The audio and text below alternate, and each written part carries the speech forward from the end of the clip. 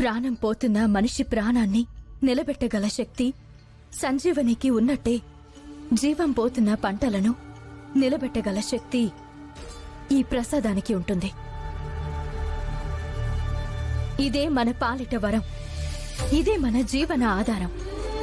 దీనిని మీరు మీ పంట పొలాల్లో చల్లుకుంటే పంటలకు పట్టిన కీడు వదిలిపోతుంది. చిన్న విన్నపమమ్మా, చెప్పండి. ప్రసాదం తయారు చేసిన అక్షయమ్మే తన చేతులతో పంట పొలాల్లో ప్రసాదం చల్లాలని కోరుకుంటున్నాను.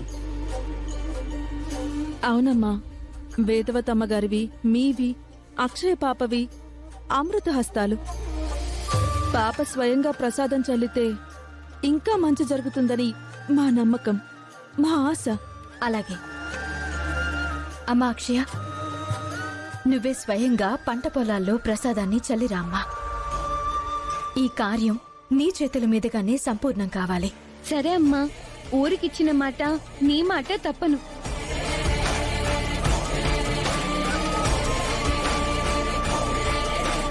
అందరూ అక్షయ్ని తీసుకుని వెళ్లి ప్రసాదాన్ని చల్లించండి. అది ముగిసిన తర్వాత రచ్చబండ దగ్గరికి చేరుకోండి. తర్వాత చేయాల్సిన పనుల గురించి మాట్లాడుకుందాం. సరేనమ్మా. సరేనమ్మా, బయలుదేరండి.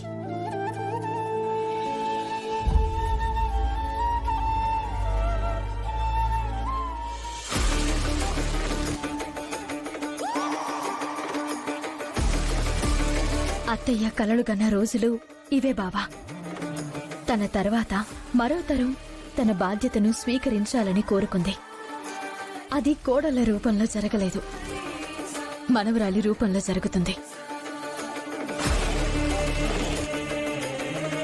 ఈ క్షణం ఇది చూడడానికి అత్తయ్య ఉండుంటే బావుండేది, ఎంతో ఆనందపడుండేది. ఇప్పుడు కుదరకపోయినా ముందు ముందైనా ఇటువంటి రోజులు రాకుండా ఉండవు కదా.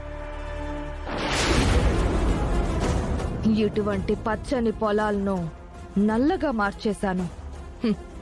ఇప్పుడు అవని వచ్చి తన కూతురుతో ప్రసాదాలు చేయించినంత మాత్రాన అవి తిరిగి పచ్చగా మారిపోతాయా?